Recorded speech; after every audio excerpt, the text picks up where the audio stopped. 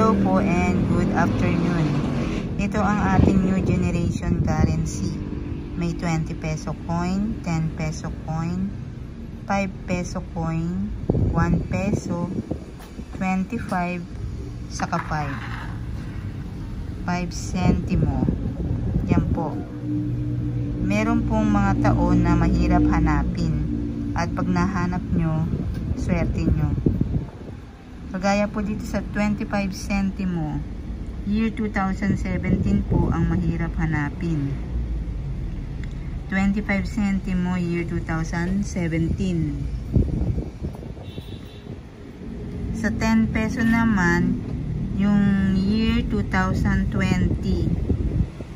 2020 na dalawa ang kulay. Kagaya po niyang nasa larawan. Yan po. Yan po yung mga mahirap hanapin.